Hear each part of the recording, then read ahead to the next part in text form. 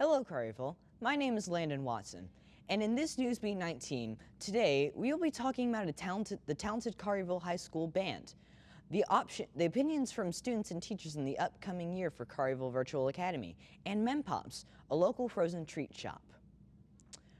First up, we have the Collierville High School band and their journey through the 2020 to 2021 school year. My name is Mrs. Carrie Burgess, and I am the Associate Director of Bands here at CHS. This is my second year. I teach the visual and woodwinds during marching season, the symphonic band, general music theory, and the jazz band. My name is JJ King. I'm the band president. I play trumpet and I've been in band for 4 years. I'm a senior. My name is Cameron Horn. I am a senior in the 12th grade. I've been in band for 4 years, and my position is drum major. Shioma Zagini. I'm a upcoming senior in the CHS band. I play the euphonium, but I march the baritone during marching season. I've been freshman VP, sophomore VP. I'm currently the junior VP. I'm Alyssa Walkie. I'm the freshman VP. I play French horn. As we know, COVID-19 has affected all of us this past year. Let's see how it has affected our CHS band. Well, we lost a lot of students. A lot of students were very stressed out about coming back, or were not comfortable because of safety reasons, or the fact that most of their stuff was online. It just was really difficult for them. So we did tend to lose a lot of students during that time.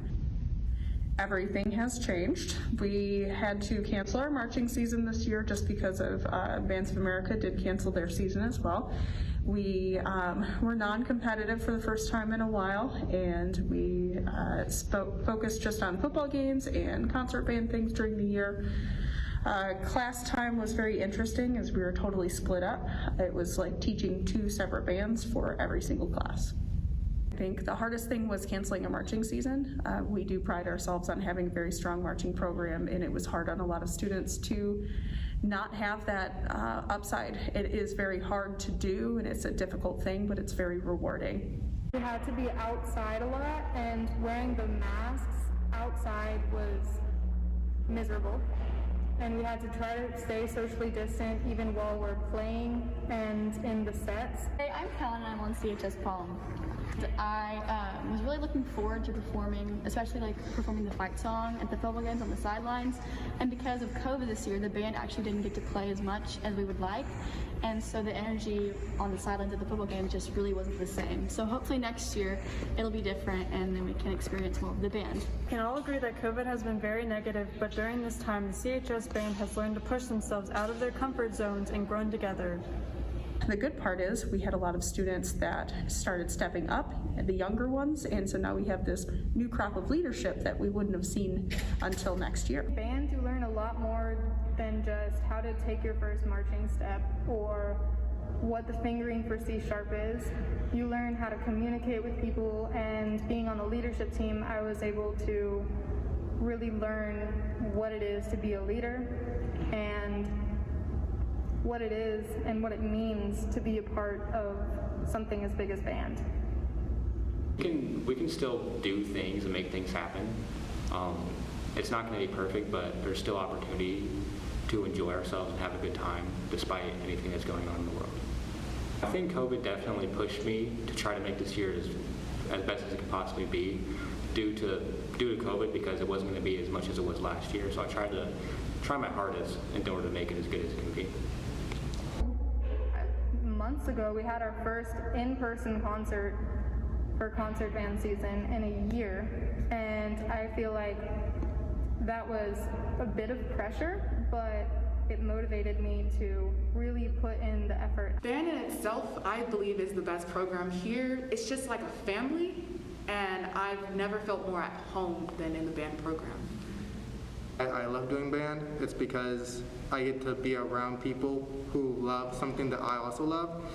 And it really sucks not being able to see them and not being able to actually work on a good marching show and go out to perform and do all this stuff with people who I love being around. The part about band is going, like I said, to clinics, meeting new people all around, like Tennessee. I've met people from East Tennessee. We all come together in Nashville to have all state, where we play with the top high school students in the entire state. I also applied for all nationals where I would have been able to go to, I made alternate position, but I would have been able to go to Orlando, Florida, meet with people all over the world that love making music and just enjoying time with each other. Well, we had to focus a lot more on individual ability this year. Also, in the jazz band, we were a lot more creative this year. Spent a lot of time writing music. We're learning how to improvise, really learning about the musicians that are professionals and ones that have made an impact on our culture themselves. So I think getting those creative projects to be more a normal part of their class could be very beneficial in the years upcoming.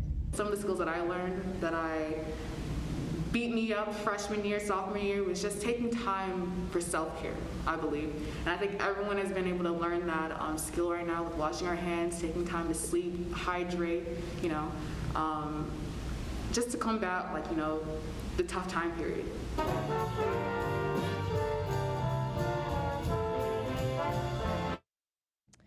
And that was Collierville Band. Good job out there, Dragons. Next up, let's take a look onto the upcoming 2021 to 2022 Collierville Virtual Academy and the opinions from our students and teachers.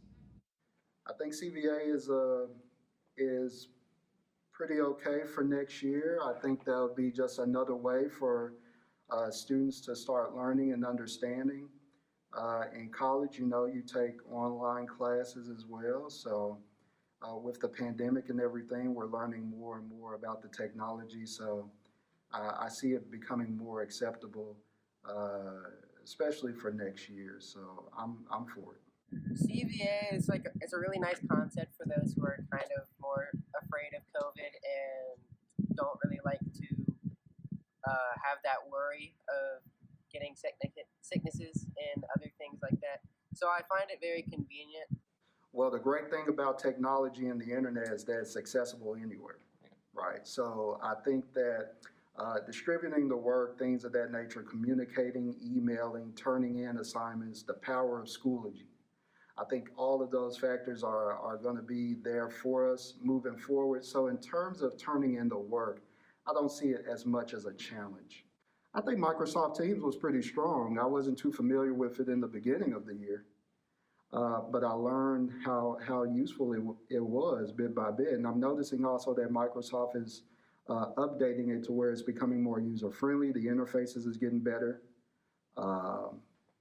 And I think as we go to next year, as we train and learn more about this technology, the better we'll be in tune with this. So I'm quite satisfied with Microsoft Teams. Teams, well, it's great for school. Sometimes there's a lot of glitches and fixes that you have to do with it, so it's very complicated and not very student-friendly.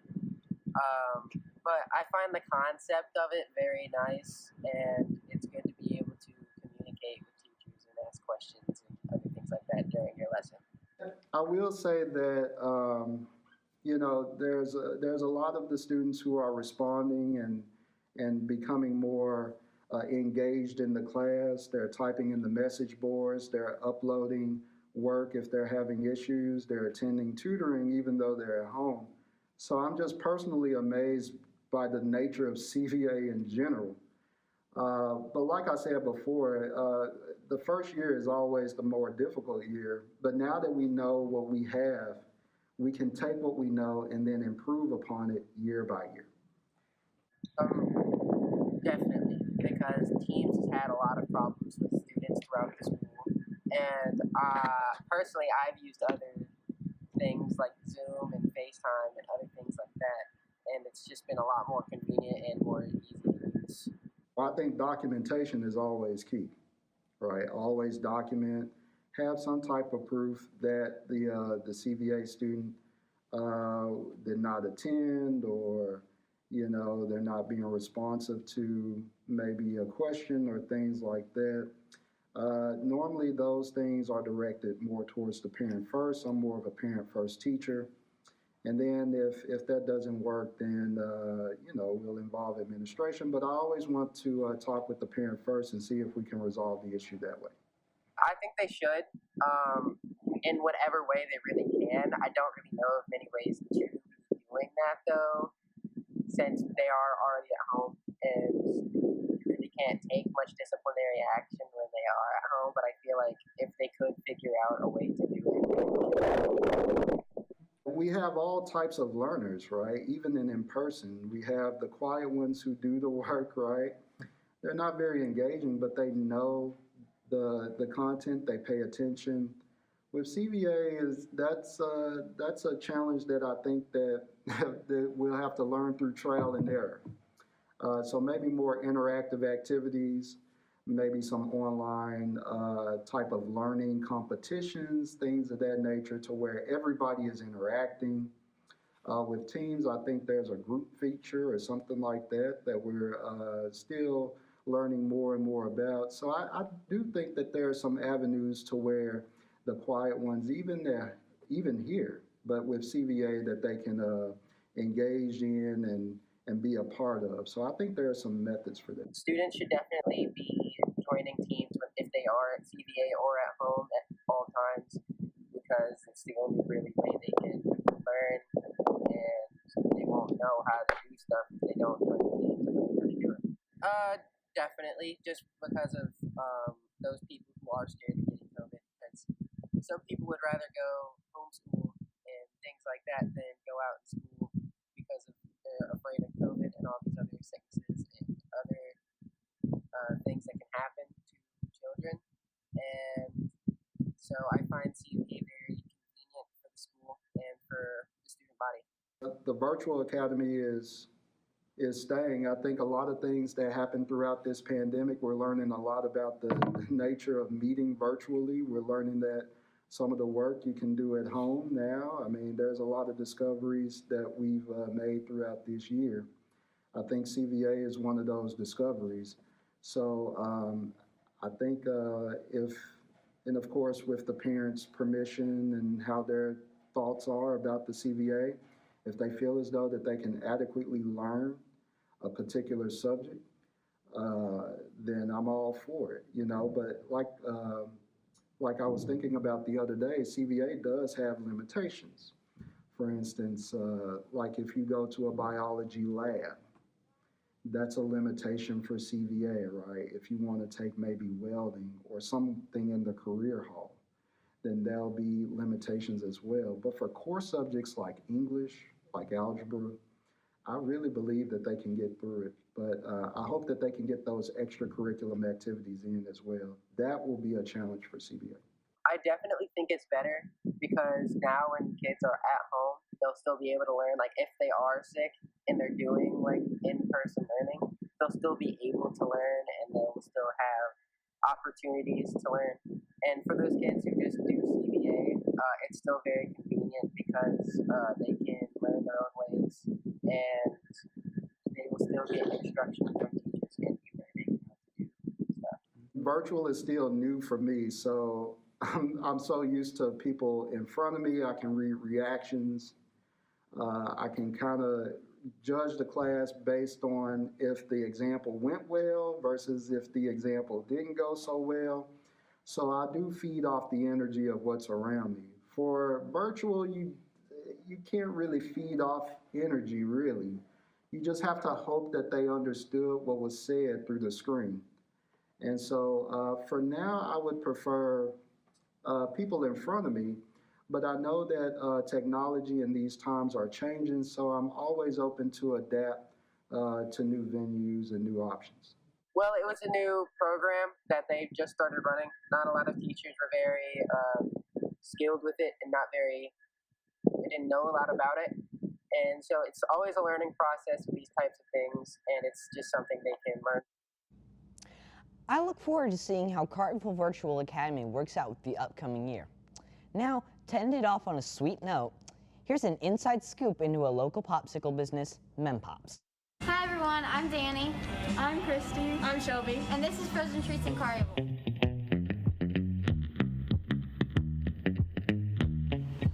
Random fact.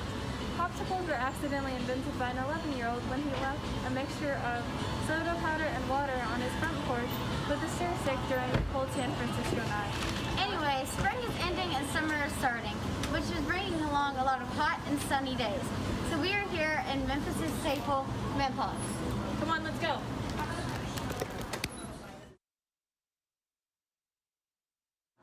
My name is Lindley, and I've been working at Mint Pops for about 10 months now. I feel like Mint Pops is unique because all of our stuff is like naturally, and we use no artificial flavoring or anything like that. And it's like more of like a local thing than it is like some other like popsicle shops are just like popsicle, like your typical pop-up ones, and not like a home, like it gives like a homey feel. My favorite part of the job is just meeting new people who come in and like interacting with them, and even because of COVID, like you can still make an interaction with people and have a good relationship with them. So what we do when we're making the pops is we get our molds out and we take the mix that is handmade by like Mint Pops in Crosstown, and we take that mix, we pour it into the molds, and we just even it out so it's not all like everywhere and stuff.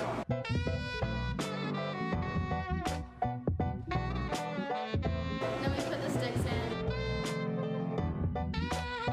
and then we put it in the mold or in the freezer, and then we turn the freezer on, wait about 30 minutes or so, and pop them in another freezer. And we put them in bags and we seal them and put them in boxes or we restock the freezer.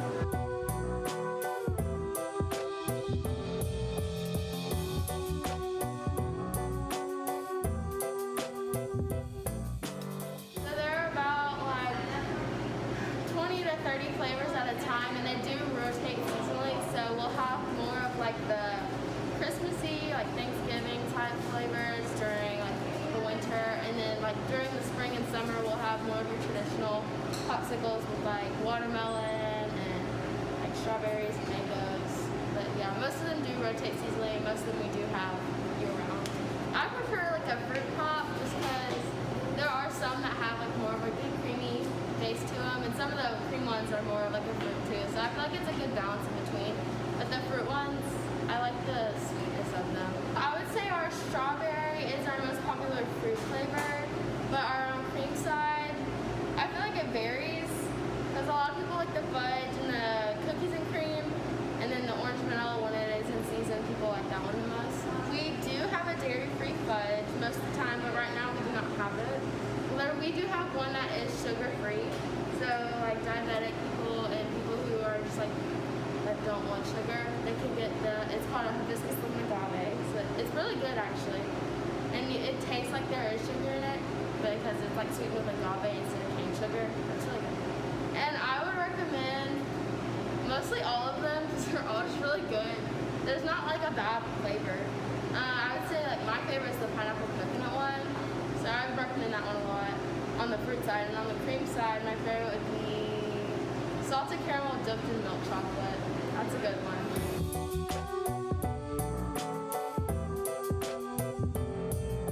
I got raspberry lemonade. And I got the coffee caramel. And I got the strawberry and cream. Oh yeah, it's really good. It tastes like a Sour Patch Kid. The coffee flavor is really brought out on this. I like mine. Good combination of strawberry and creamy. Yeah. I have more of the cream one, so. Yeah, mine's fruit and cream. mine pretty much tastes like if raspberry lemonade was like frozen and go popsicle. That's what it tastes like. It's very good. And it has a very tart flavor to it. It's very sour and I like it. These remind me of childhood pops. Yes. I used to come here whenever I was younger. Yeah. I've never been here, and I will definitely come here again. This is very good. There's so many other flavors I have not tried yet. Yeah. Very good. 2 thumbs up. 5 stars. If you're ever in Memphis or Collierville sometime, make sure to stop by Mint Pops. You won't regret it. Yum. Be sure to go check them out. Well, that's all for today's Newsbeat 19. Thank you for tuning in, and we hope to see you next time, Collierville.